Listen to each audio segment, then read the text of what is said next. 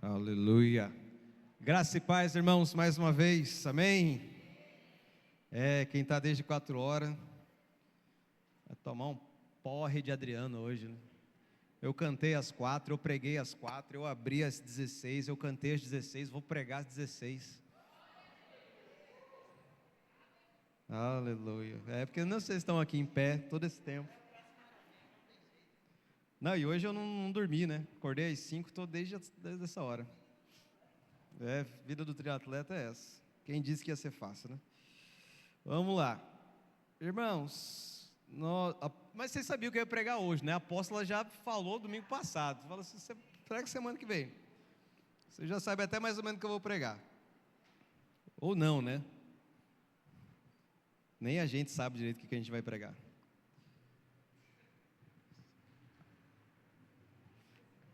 Vai que muda na hora, né? Mas tá escrito aqui. Hoje tem até slide. Hoje eu consegui. Meu Deus. Mas os irmãos das 16 horas viram que não tinha nada, né? Não tinha nem esboço. Eu só peguei texto bíblico e foi. Porque eu estava concentrado no slide das 18. Irmão, dá muito trabalho fazer slide. Olha. Mesmo com inteligência artificial, dá muito trabalho. Porque você tem que ensinar a inteligência artificial, dá raiva. Vou confessar. Dá raiva, porque a inteligência artificial não é inteligente. Eu tentei hoje, enquanto eu faço 2 ou 3 coisas ao mesmo tempo, né? E não faço nada direito, esse é o segredo, tá? Por isso que eu vou virar triatleta. Eu vou nadar, correr e pedalar. Nado afogando, pedalo cansado e corro caminhando. Nada direito, mas tudo bem. Mas significa que eu vou ter direito a usar uma camiseta assim, triatleta. Vou comprar ainda. Mas aí então eu faço 2, 3 coisas ao mesmo tempo. Aí eu estava fazendo a capa do vídeo do ID Kids, que sai amanhã, e fazendo os slides da pregação das 18. As 2 coisas, lidando com 2 inteligências artificiais. Eu esgotei, porque claro, era grátis, né? Eu esgotei todas as minhas fichas tentando ensinar a inteligência a pegar um homem que estava ajoelhado assim, para que ela colocasse ele ajoelhado assim, só isso. Cara, ela não entendeu em todas as vezes que eu dei o comando do prompt. Ela não fez a arte que eu queria. Aí, por sinal, tinha um outro homem que estava em pé. Aí, numa dessas, ela colocou o cara ajoelhado. Falei, não acredito. Falei para mexer com esse. Aí eu escrevi assim, mais ou menos, né? O homem que está ajoelhado de roupa roxa, coloca ele em pé de novo, por favor. Aí ela, em vez de colocar o cara em pé, ele estava de olho fechado, ela abriu o olho. Fala, gente, não dá. Essa inteligência está longe de ser inteligente faz muito tempo. Bom, mas enfim, fazer slide dá trabalho, mas está feito. Vai dar certo? Depois que eu descobri que tinha que mandar em JPEG, desculpa aí o pessoal da mídia, mas graças a Deus que vocês estão aí, eles já resolveram. Amém? Uma salva de palmas para o pessoal da mídia, por favor. Que é isso? Davi, gente, o Davi ficou vermelho lá atrás, deu para ver daqui.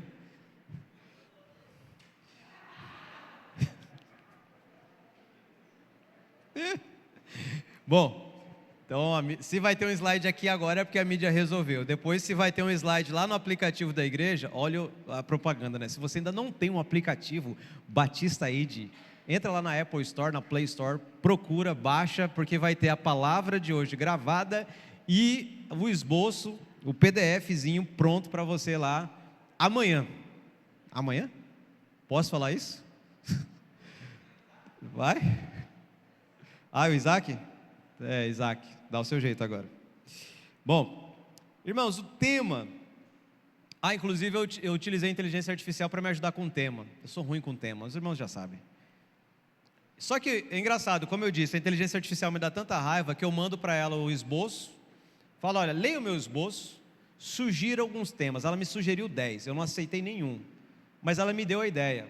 Então, pelo menos, a colheita do fim, a postura dos filhos de Deus nos últimos dias. Então, vamos falar um pouco de escatologia. Os irmãos das 4 horas ouviram um pouco sobre escatologia, sobre uma perspectiva do cuidado com o grande sinal dos fins dos tempos. Se você não sabe qual é o grande sinal dos fins dos tempos, pergunta para alguém que estava às 4 horas da tarde aqui, que ele vai te explicar qual é o maior sinal dos últimos dias. Amém? Quem é que estava às 4 horas da tarde? Levanta a mão. Pronto. Se você não sabe qual é o sinal, pergunta para uma dessas pessoas que levantou a mão, ela vai te explicar. Mas agora eu quero falar de escatologia, também tratando um pouco sobre frutificação, que é o nosso o tema desse ano onde nós estamos. E sobre frutificação, também não tem como falar sobre frutificação sem falar da colheita, que é o final, né? Você espera a árvore dar frutos e então você vai para a ação de colher os frutos, que é o esperado que se aconteça.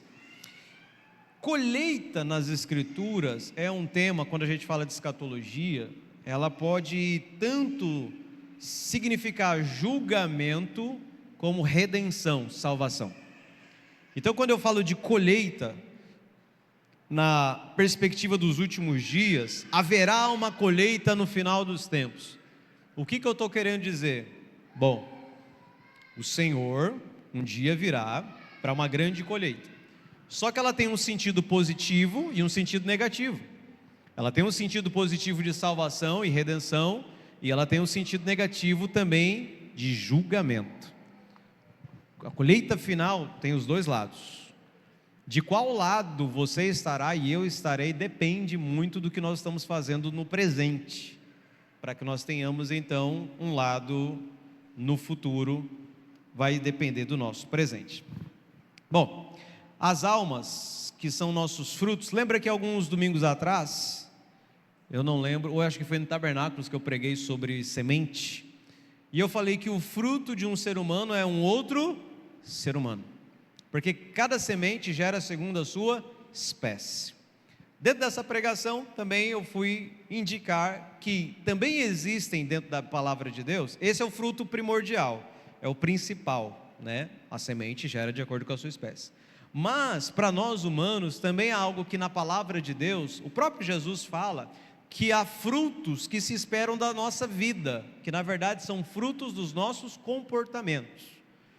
Então, à medida em que eu caminho com Deus, eu caminho com Cristo, Ele espera que eu tenha alguns frutos de bons comportamentos.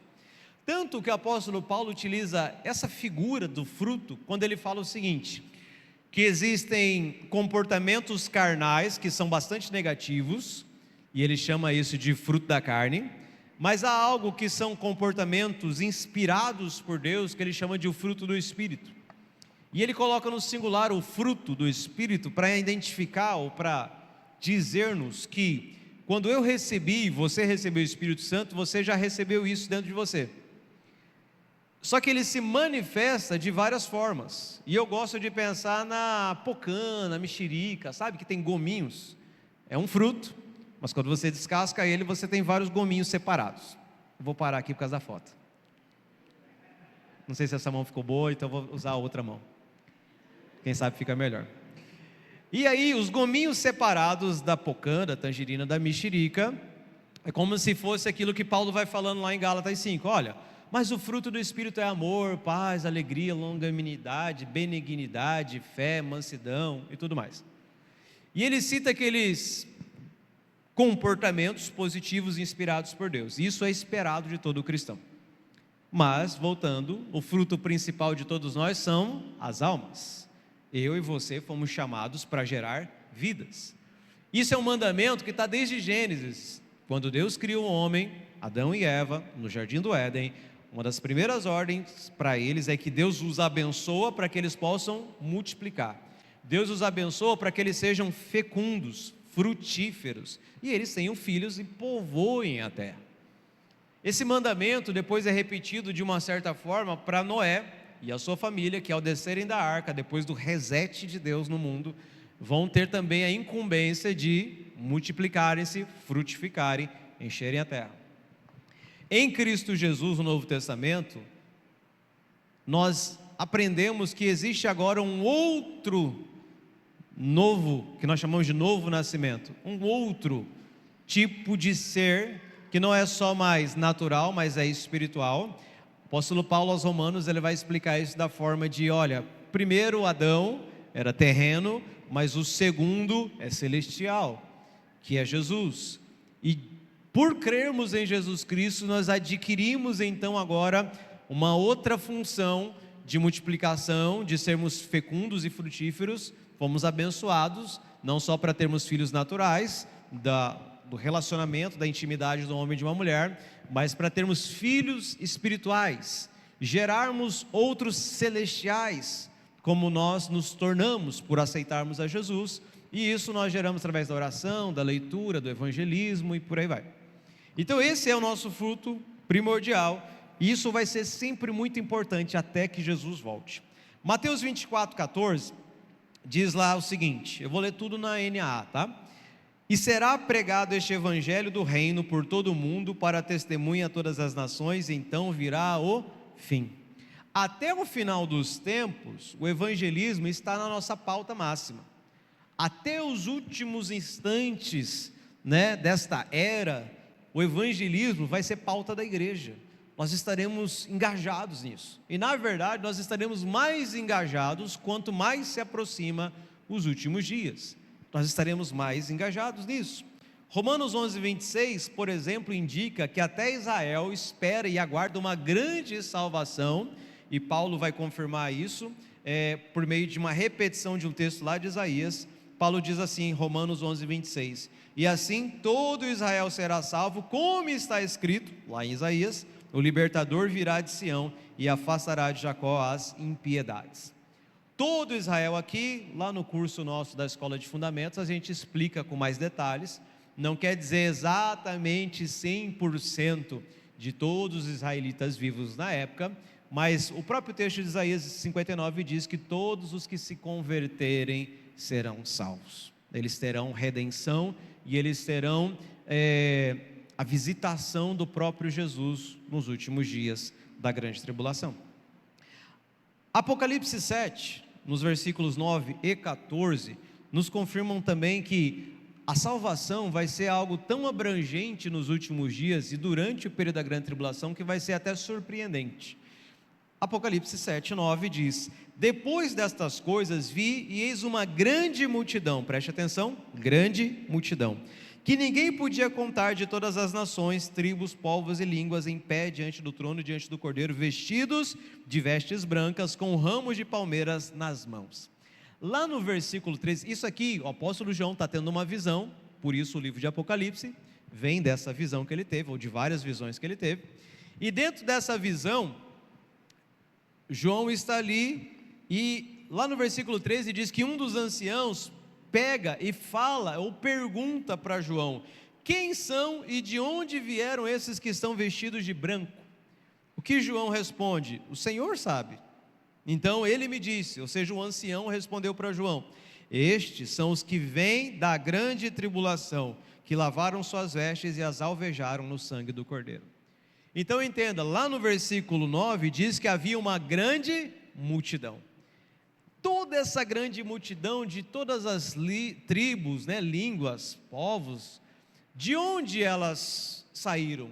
Onde? Qual o contexto em que elas foram salvas? Na grande tribulação.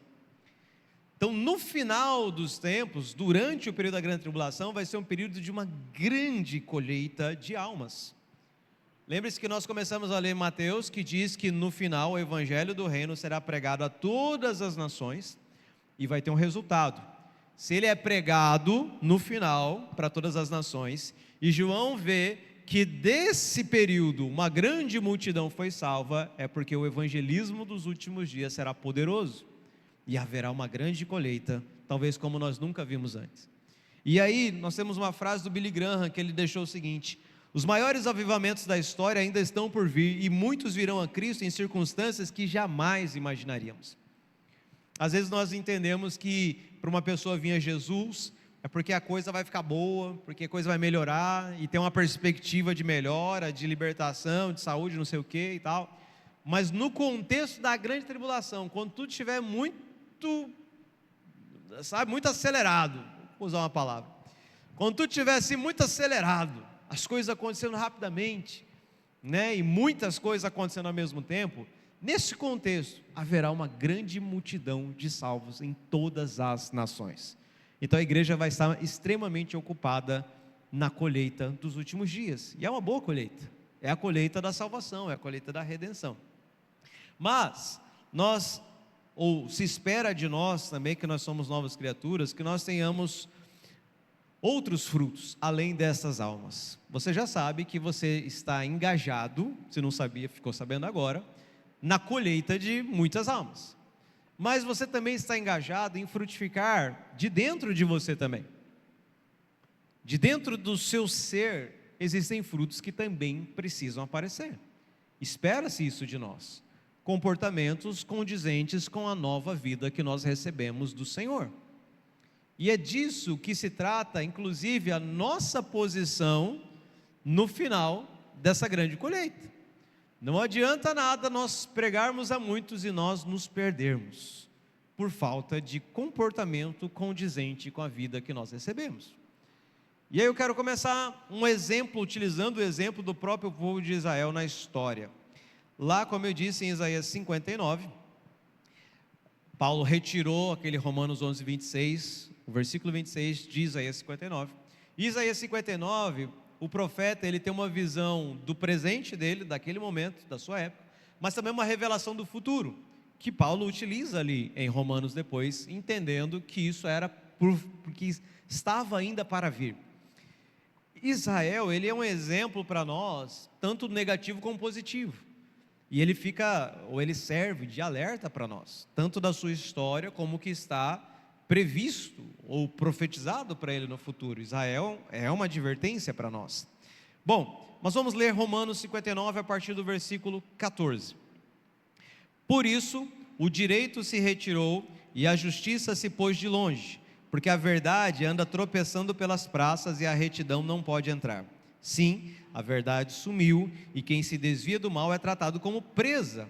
O Senhor viu isso e desaprovou o fato de não haver justiça. Viu que não havia ninguém e maravilhou-se de que não houvesse um intercessor. Por isso o seu próprio braço lhe trouxe a salvação e a sua própria justiça foi o seu apoio. Olha só, para começarmos a entender o contexto. Eu não li desde o versículo 1, mas você pode ler em casa. O que estava acontecendo é que a maldade, a impiedade era tamanha e era tão alastrado que era muito mais os maus e impiedosos do que os bons. Era tanto que não havia mais justiça e retidão entre o povo. A coisa desandou de vez. E ele diz ali, como nós lemos no versículo 15, que quem se desviava do mal era tratado como presa. Tipo assim, quem fazia o que era certo estava errado. Sabe, quem tentava ser direito estava torto. Quem tentava ser honesto era ridicularizado. Quem tentava ser bom, se aproveitavam dele. E aí diz que Deus olha, vê e desaprova que não há justiça. E Deus ainda fica surpreso, porque ele fala assim, não havia ninguém que ajudasse. E aqui nós temos um cenário, onde nós estamos focando em Israel, mas também diz o seguinte, que Deus olhou e falou assim, não tem ninguém ao lado que possa ajudá-los? Não havia nenhuma outra nação, nenhum outro povo? Não. Não havia ninguém que pudesse interceder por Israel? Não, ninguém. Não tinha ninguém. E aí vai dizer no versículo 16, que o próprio braço do Senhor vai trazer salvação. 17. Então Deus vestiu-se de justiça como de uma couraça, e pôs o capacete da salvação na cabeça, pôs sobre si a veste da vingança, e se cobriu de zelo como de um manto. Segundo as obras deles, assim retribuirá aos seus adversários furor, aos seus inimigos o que merecem, às terras do mar a devida recompensa. Assim temerão o nome do Senhor desde o poente, e a sua glória desde o nascente do sol, pois virá como torrente impetuosa, impelida pelo Espírito do Senhor. O Redentor virá a Sião e aos de Jacó que se converterem, diz o Senhor. Esse é o versículo que aparece em Romanos 21. Quanto a mim, esta é a minha aliança com eles, diz o Senhor. O meu Espírito que está sobre você e as minhas palavras que pus na sua boca não se desviarão dela, nem da boca de seus filhos, nem da boca dos filhos de seus filhos, desde agora e para todo sempre, diz o Senhor. Então, a transgressão acumulada fez com que a salvação estivesse longe. Não havia uma base para a intercessão. Escuta isso, pessoal da intercessão aí. Não havia uma base para a intercessão por falta de justiça. Sem justiça e retidão não há um fundamento sobre o qual clamar, sabe?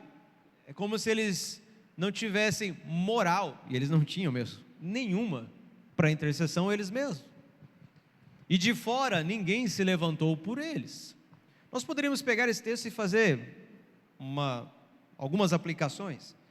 Nós podemos olhar e nos colocarmos no lugar de Israel. Será que a nossa vida tem retidão e justiça ou não? Se nós perdermos retidão e justiça, nós não teremos base para clamar. Nós não teremos um fundamento sobre o qual intercedermos, clamarmos a Deus por salvação, porque Ele não pode nos ouvir. Assim começa o texto de Isaías 59, é a impiedade que faz separação entre nós e Deus. Mas também eu poderia olhar para esse texto e aplicar de uma outra forma, olhando para mim como se estivesse ao redor de Israel. Talvez exista alguém perto de você sofrendo.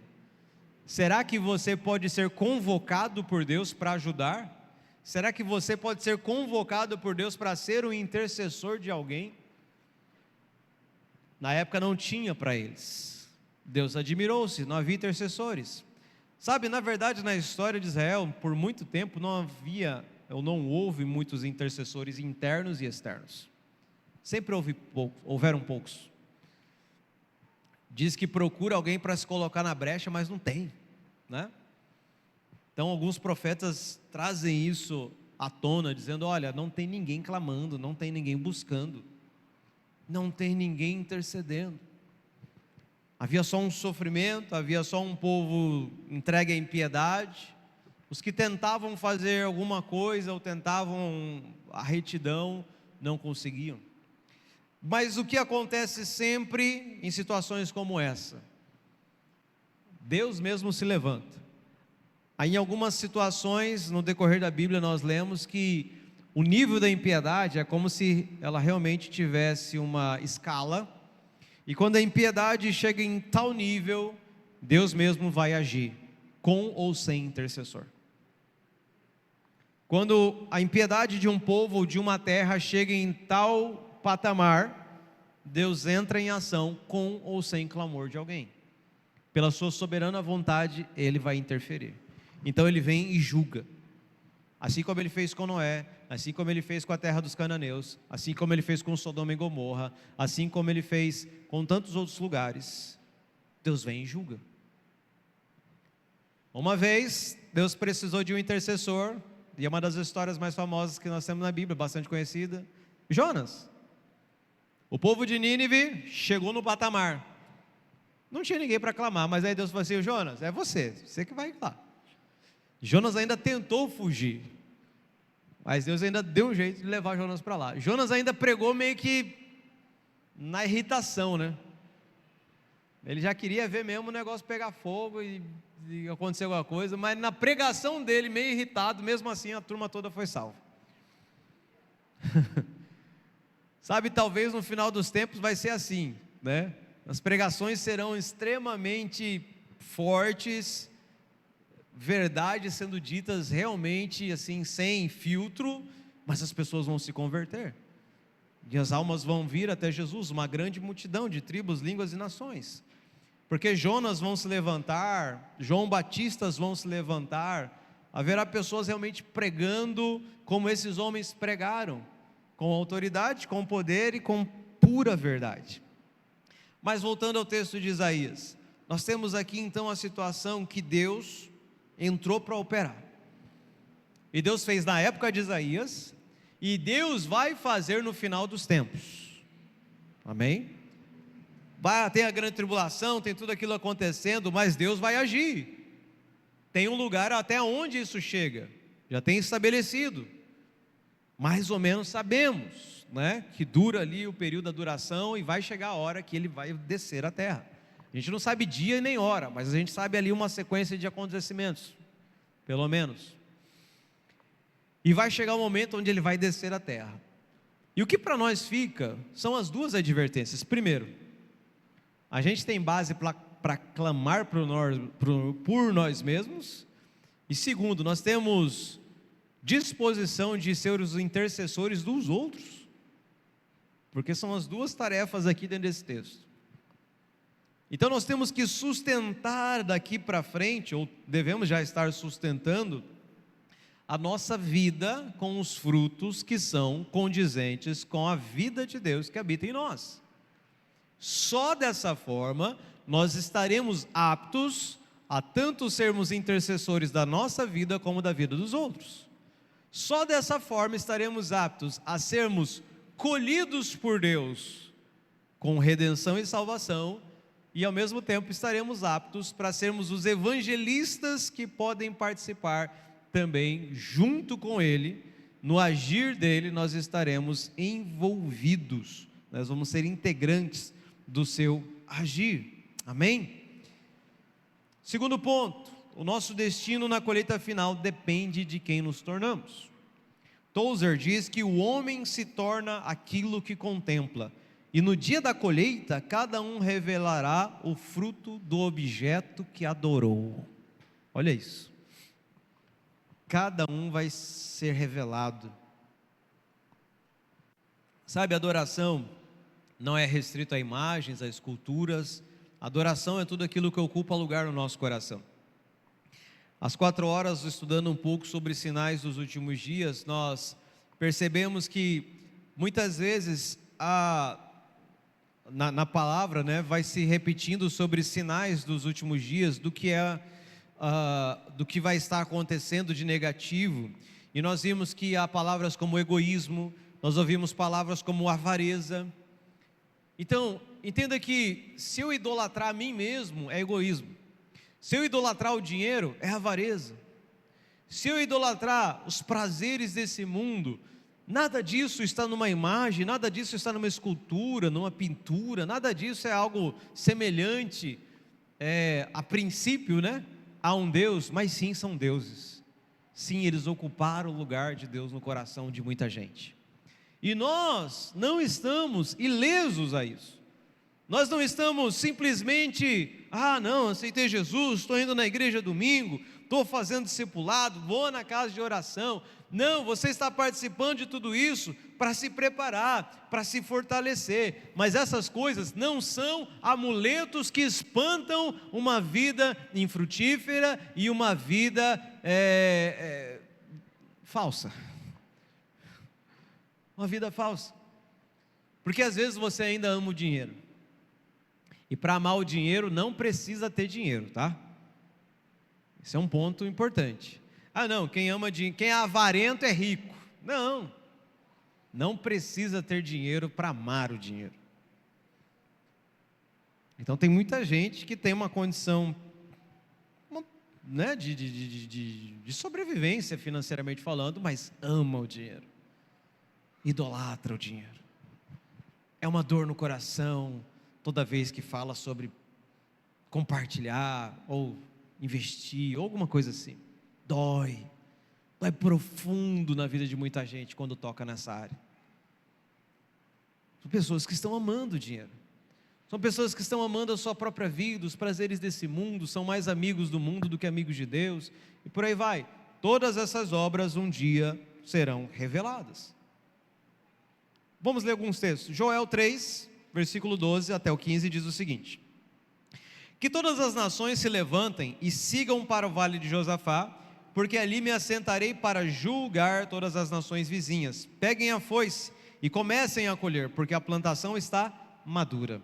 Venham, pisem as uvas, porque o lagar está cheio, e os seus compartimentos transbordam, porque é grande a maldade dessas nações. Multidões, multidões no vale da decisão, porque o dia do Senhor está perto, no vale da decisão. O sol e a lua se escurecem e as estrelas deixam de brilhar. Sabe esse versículo 15, o sol e a lua escurecem, as estrelas deixam de brilhar?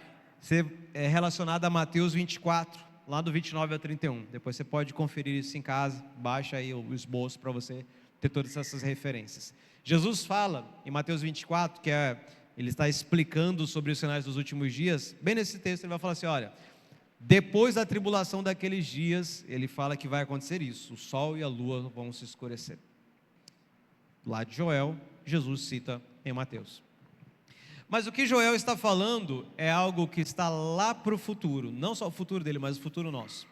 O vale da decisão, o vale de Josafá, ou a batalha de Armagedon, é uma descrição bíblica, que depois também vai aparecer no Apocalipse, de algo que vai acontecer no dia do Senhor, quando Jesus voltar e nações se reunirão contra Ele. É um dia de grande colheita, mas aqui a colheita já está no sentido negativo. Negativo. Porque é o momento de onde os ímpios serão colhidos. E aí eu vou com você lá para Apocalipse capítulo 14. Vamos ler e vamos comparar Joel com Apocalipse 14. Do versículo 14 em diante. Olhei e eis uma nuvem branca, e sentado sobre a nuvem um semelhante a filho de homem, tendo na cabeça uma coroa de ouro e na mão uma foice afiada. Outro anjo saiu do santuário, gritando com voz forte para aquele que estava sentado sobre a nuvem: pegue a sua foice e comece a colher, pois chegou a hora da colheita, visto que os campos da terra já amadureceram. E aquele que estava sentado sobre a nuvem passou a sua foice sobre a terra e fez a colheita. Na maioria de comentaristas, a descrição desses versículos que eu li com você até agora apresentam Jesus, semelhante ao Filho do Homem, que tem uma coroa. É uma descrição muito específica, aponta a maior coerência de que isso está falando de Jesus. Então Jesus vai fazer uma colheita, sim, mas Jesus, ele está envolvido tanto na colheita boa, como na colheita na positiva, como na negativa. Jesus, quando vem, ou quando voltar, na sua segunda vinda, ele vem arrebatando os salvos. Isso é uma colheita boa, mas na medida em que ele pisa a terra, ele também vem destruindo os adversários. É a colheita negativa. Então essa foice que ele tem na mão poderia simbolizar tanto uma quanto outra, mas na continuação do texto, aí a figura muda.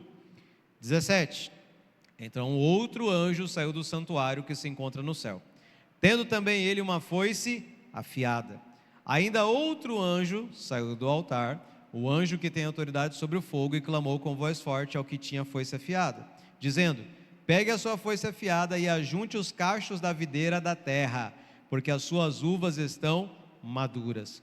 Então o anjo passou a sua foice na terra, ajuntou os cachos da videira da terra e os lançou no grande lagar da ira de Deus.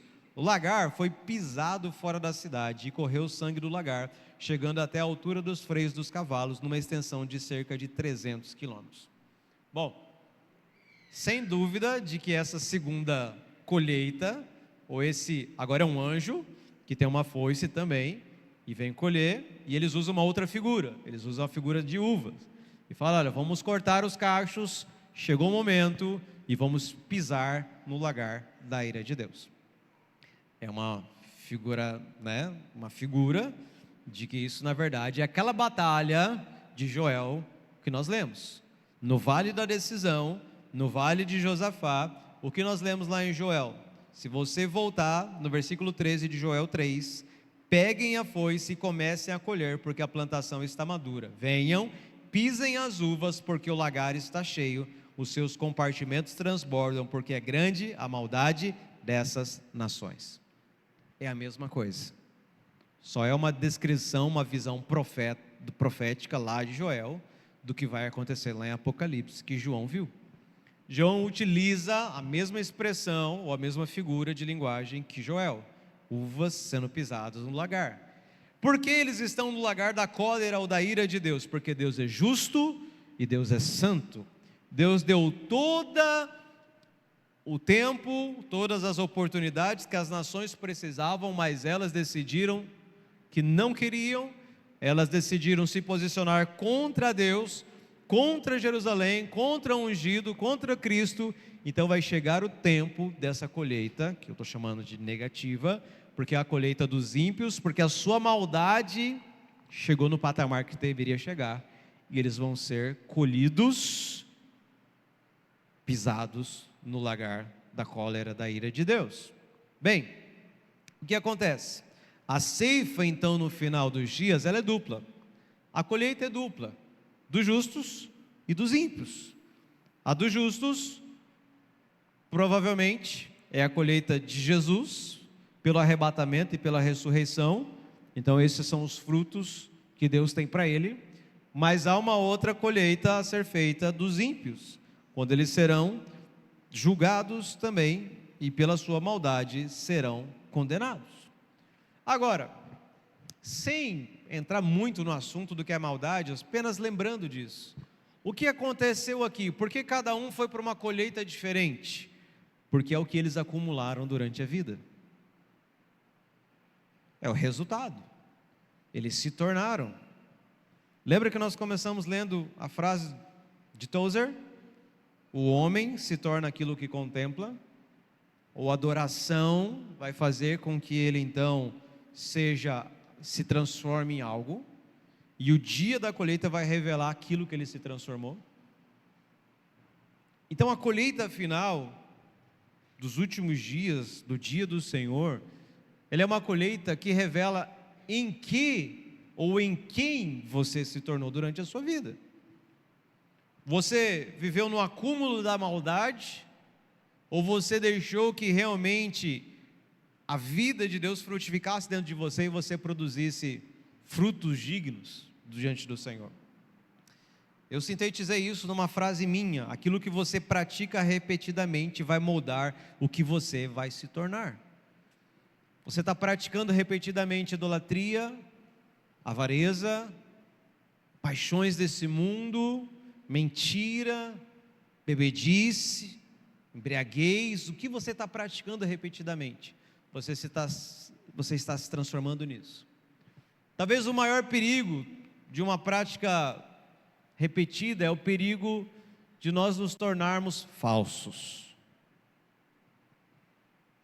Mentira, falsidade. A gente consegue manter uma aparência, mas a realidade é outra. A gente transparece, né, ou faz de conta que, mas as nossas intenções são outras, os nossos pensamentos são outros. Então, se nós praticarmos muita falsidade, a gente vai ficar muito bom nisso. Estava falando aqui às 16 horas hoje sobre... Hoje em dia o pessoal não fala mais cópia, né? Fala que é primeira linha. Ah, uma camisa... Não, isso aqui não é falsificação, é primeira linha. Então tem gente que está vivendo tanta falsidade que já virou também um de primeira linha, né? Não é original, parece. Mas o dia do Senhor há de revelar quem nós somos. E eu quero sintetizar no terceiro ponto 3 frutos de comportamento que são os mais importantes. Primeiro, arrependimento.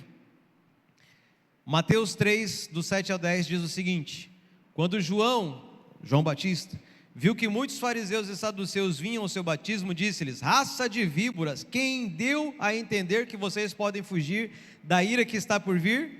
Produzam fruto digno de arrependimento, e não pensem que podem dizer uns aos outros: temos por pai Abraão, porque eu afirmo a vocês que Deus pode fazer com que destas pedras surjam filhos de Abraão. E o machado já está posto à raiz das árvores, portanto toda árvore que não produz bom fruto é cortada e lançada ao fogo.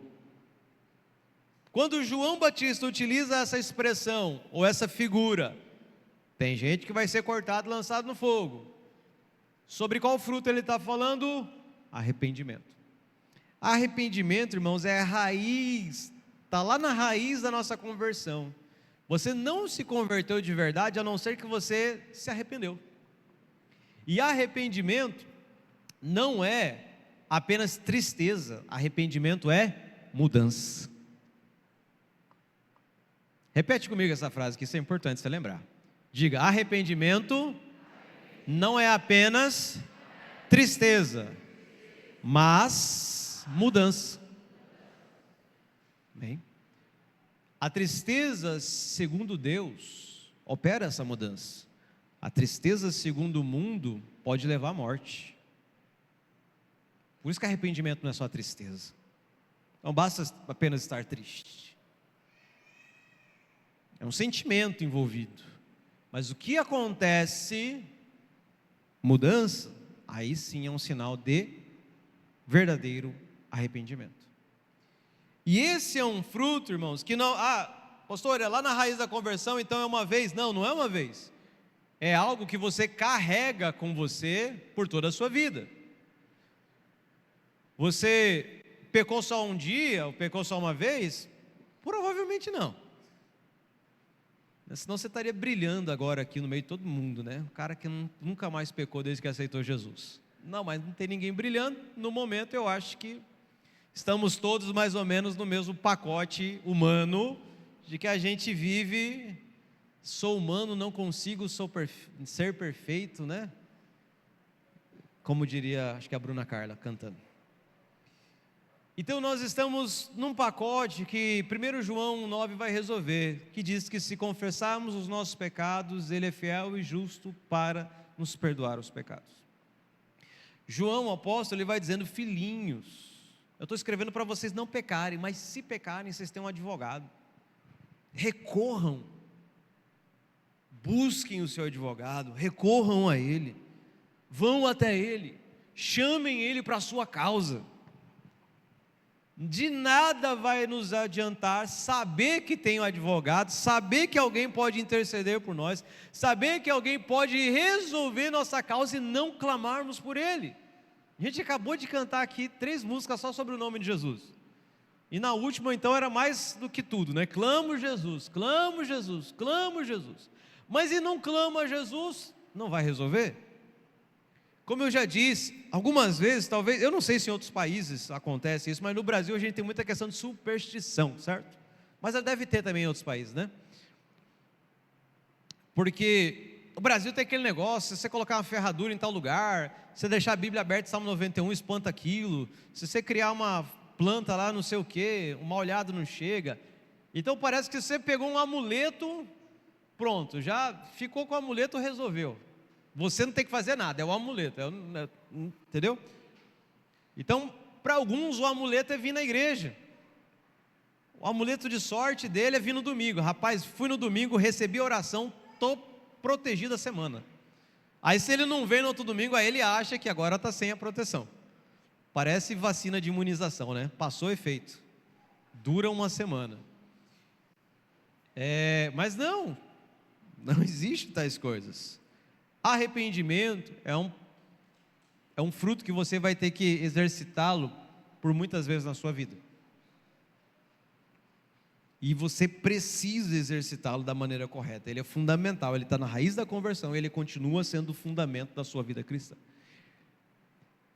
João Batista estava sendo duro com eles, porque eles tinham saída? Tinham, mas tinha que ser verdadeira. Não adiantava ir lá, batizar nas águas, falar que agora estava seguindo João Batista e continuar a mesma pessoa. Eu falei assim: não, vocês são gente com veneno dentro, vocês têm que mudar essa natureza. E isso é arrependimento, é mudança. Então por isso ele fala: olha, tem jeito para vocês, mas é mudança, arrependimento. E ele fala bem claro: se não arrepender, você vai ser uma árvore cortada. Irmãos, não há uma palavra mais doce para falar sobre isso. Existe um machado que está sempre ao nosso lado. Para nós também existe o machado. Bom, vamos seguir aqui, depois eu falo desse machado. Um segundo fruto: primeiro, arrependimento. O segundo, caridade. Eu quis escolher essa palavra porque ela é uma palavra que me lembra minhas primeiras Bíblias. Nas nossas Bíblias aí tem algumas versões, tem algumas palavras, às vezes trocaram caridade por amor, mas caridade é uma palavra bonita, é o amor prático. Mateus 7, do 15 ao 20, fala o seguinte: cuidado com os falsos profetas, que se apresentam a vocês disfarçados de ovelhas, mas por dentro são lobos vorazes. Pelos seus frutos vocês os conhecerão.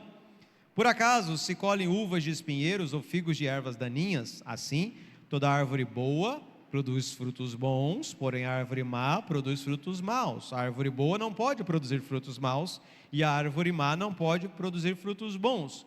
Toda árvore que não produz bom fruto é cortada e jogada no fogo. Assim, pois, pelos seus frutos vocês os conhecerão. Agora é Jesus. Vimos João Batista, vamos ver Jesus falando. Jesus está falando o seguinte: olha, cuidado com falsos profetas. Eles são tão danados que eles são lobos, mas que se vestem de peles de ovelhas. para entrarem aonde as ovelhas estão e, por fim, comerem as ovelhas. Porque a intenção de um falso profeta é ganhar para si lucro, não só financeiro, mas de tudo que ele puder. Então ele vai servir até o ponto em que está bom para ele, a fim de o ponto onde ele está sugando tudo que ele quer e tudo que ele precisa, e depois joga só a carcaça fora. São como lobos vorazes. E Jesus dá uma advertência muito séria para esse tipo. É engraçado que nesse capítulo 7, um pouco antes, nos versículos anteriores, Jesus também fala de cães e porcos. E cães e porcos são inimigos mais hostis, mas que não se disfarçam. Mas os lobos se disfarçam. Por isso eles são os mais perigosos. Porque eles ficam parecidos com as ovelhas. Os cães e os porcos selvagens não. Esse você já consegue identificá-los mais rápido. Mas os lobos são os mais perigosos de todos. E aí, qual é o fruto aqui envolvido nisso?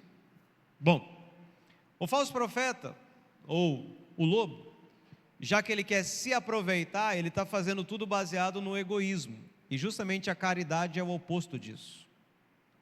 O que o egoísta quer fazer? Ele quer tirar proveito para si. E ele não vai se sacrificar pelo outro. Tudo o que ele fizer, ele tenta ganhar algo para si. Talvez agora parece que não.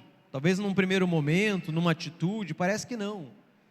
Parece que ele está fazendo de todo bom coração, mas na mente dele está tudo planejado, para que no final ele dá um bote.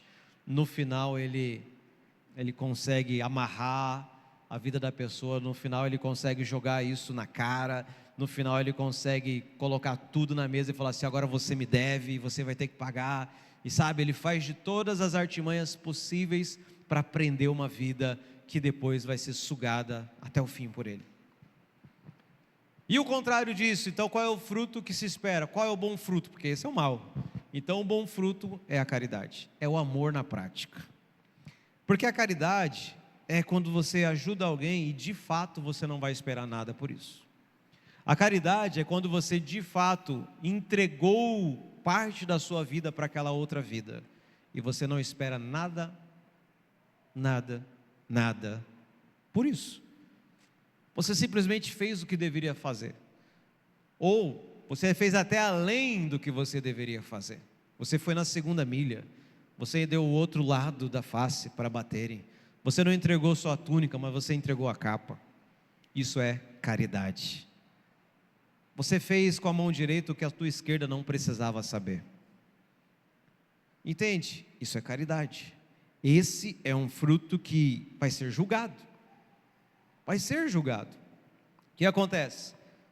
Quando Jesus fala disso aqui, ele está dizendo: olha, toda árvore que não produz bom fruto é cortada e jogada no fogo. João Batista disse: o machado está posto. Jesus está falando: se não produz, corta. E o que Paulo diz? Agora vamos pegar mais um. Romanos 11, do 16 ao 24, diz o seguinte: e se forem santas as primícias da massa, igualmente será santa a sua totalidade. Se for santa a raiz, também os ramos o serão. Se porém alguns dos ramos forem quebrados, e você, sendo oliveira brava, foi enxertada no meio deles, e se tornou participante da raiz e da seiva da oliveira, não se glorie contra os ramos. Mas, se você se gloriar, lembre que não é você que sustenta a raiz, mas é a raiz que sustenta você. Então você dirá: alguns ramos foram quebrados para que eu fosse enxertado. Correto. E eles foram quebrados por causa da incredulidade. Mas você continua firme mediante a fé. Não fique orgulhoso, mas tema, porque se Deus não poupou os ramos naturais, também não poupará você.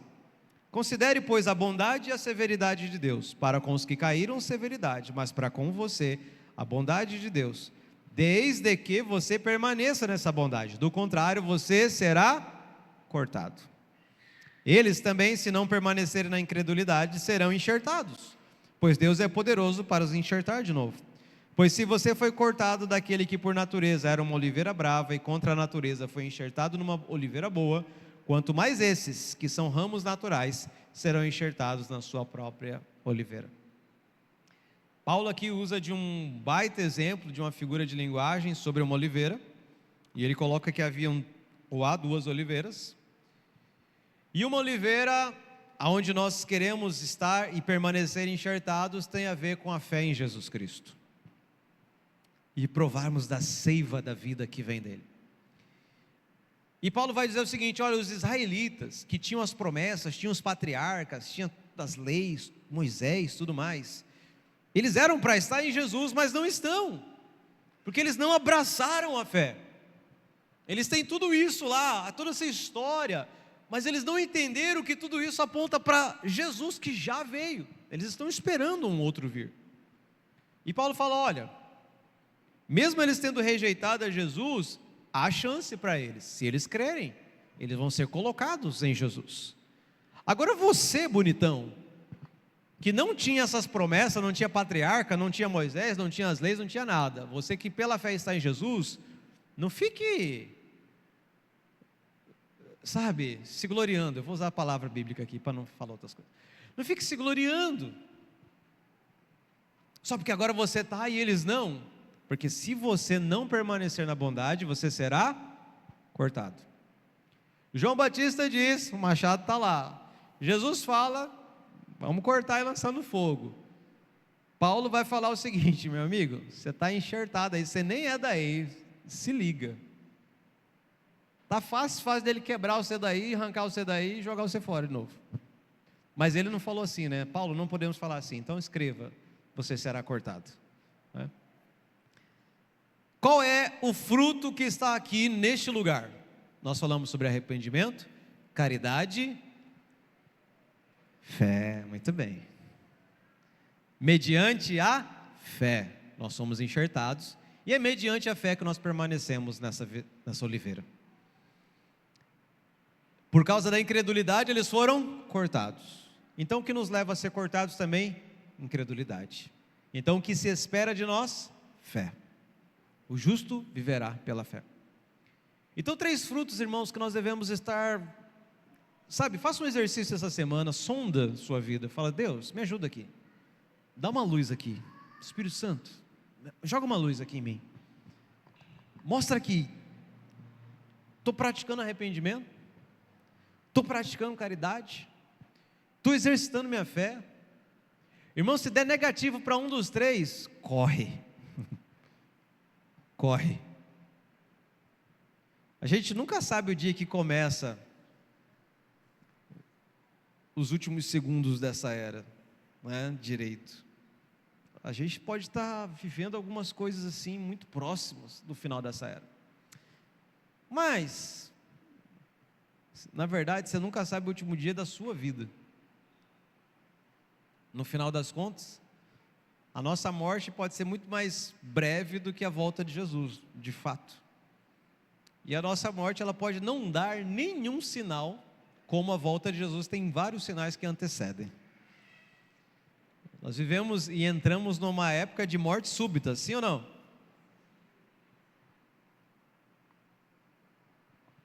Eu que ando pelas corridas aí, apesar que esse ano não corri tanto nas corridas, né? Mas tem muitas corridas que a gente, para participar, a gente tem que apresentar laudo médico. Então a gente apresenta o nosso check-up cardiológico, senão a gente não pode nem correr. Mas a maioria das corridas não. Semana retrasada, eu acho que foi isso, teve mais um falecimento de um corredor no Nordeste.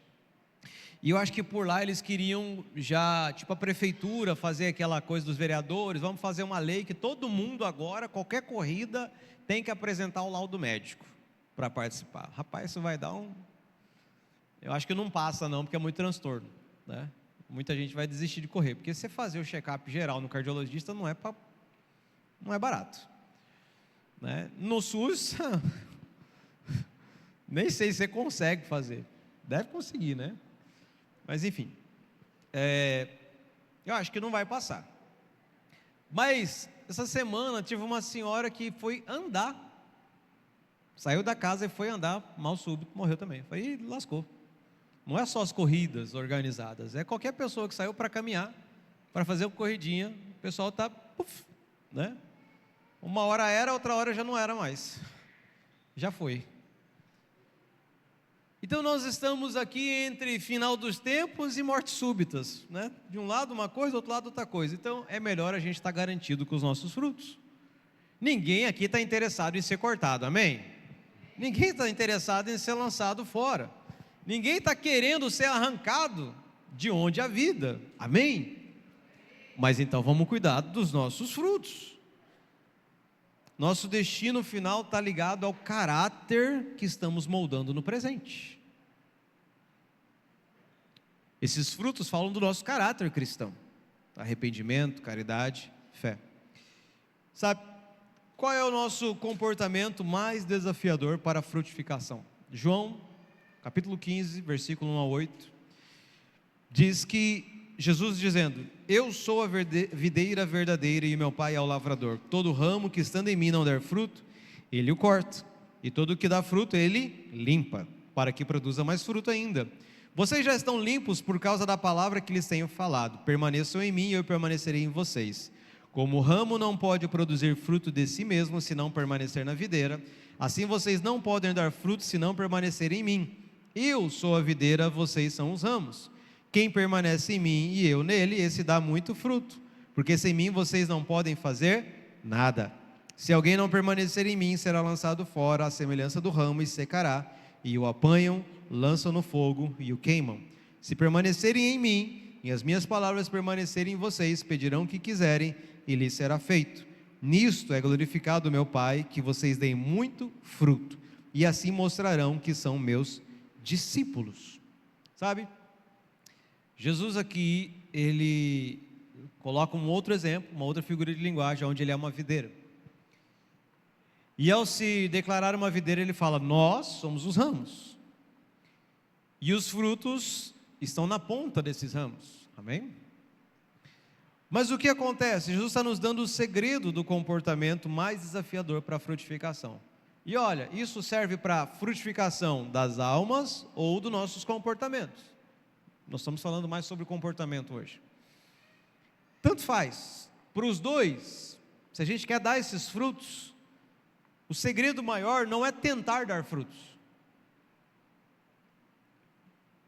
O ramo, ele pode pensar assim: puxa, eu tenho um fruto na minha ponta, é como se ele fosse grande coisa. Mas ele só tem fruto porque ele está ligado na videira, no caule, no tronco da árvore. Porque se ele tivesse desligado do tronco da árvore, ele daria fruto? Não. Então, irmãos, nem pelos nossos frutos a gente não pode se gloriar.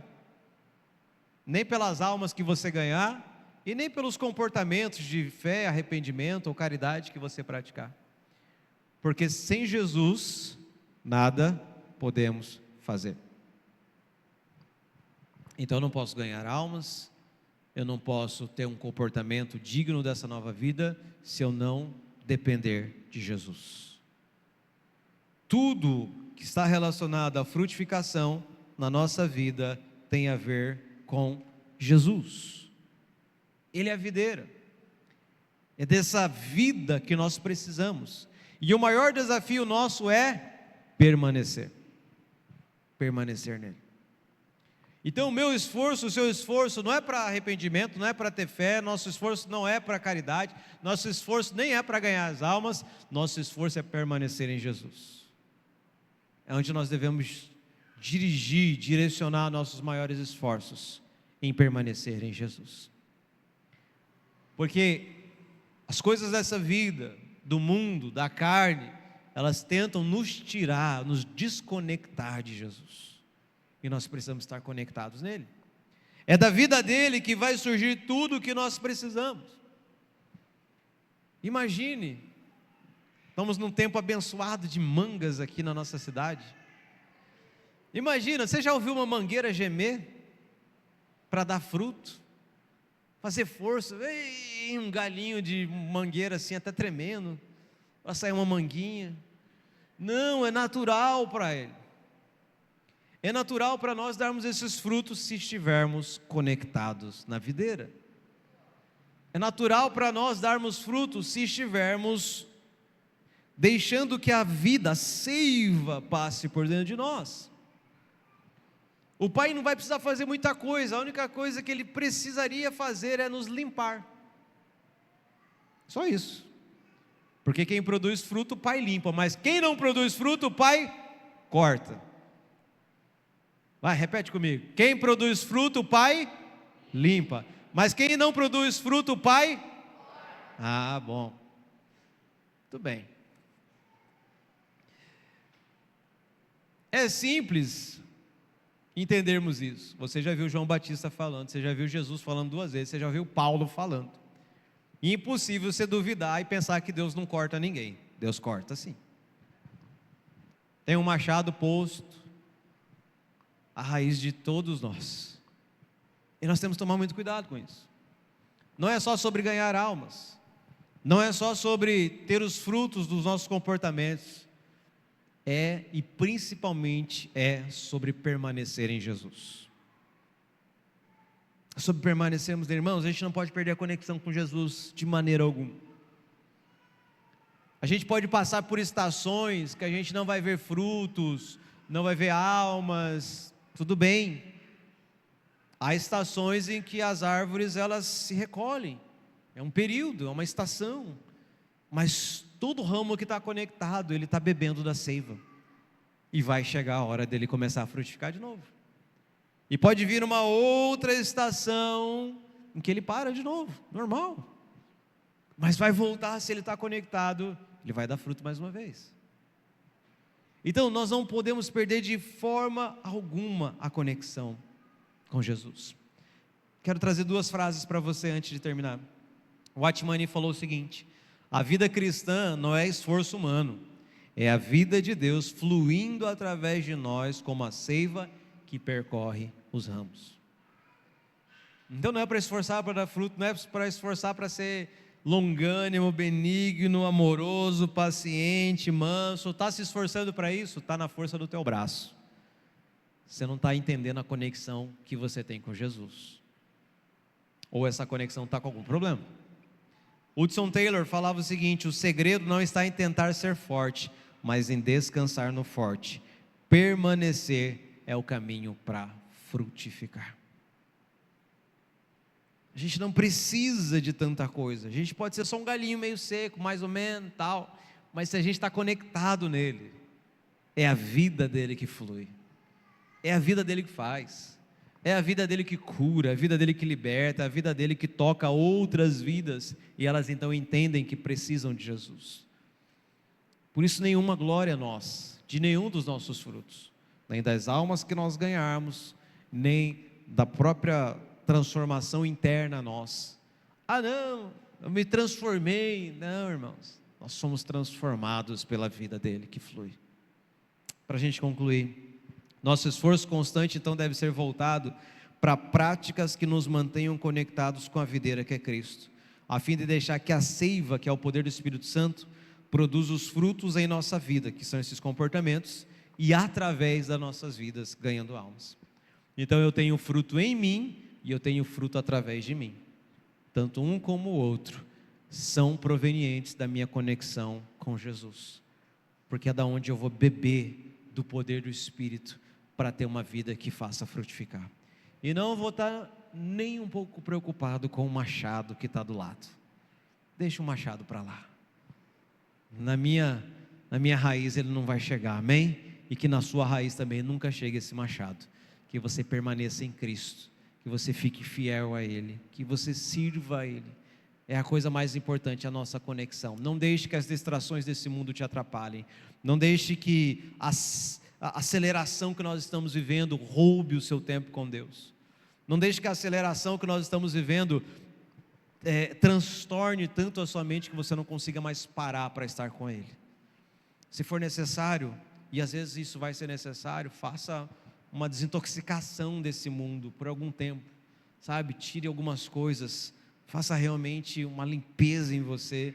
Nós às vezes, acho que nós estamos mais precisando disso mais que tudo nos últimos dias, né? Não é só de comida que às vezes a gente tem que se livrar para desintoxicar o corpo, nós temos que livrar de um bocado de coisas para desintoxicar a nossa mente.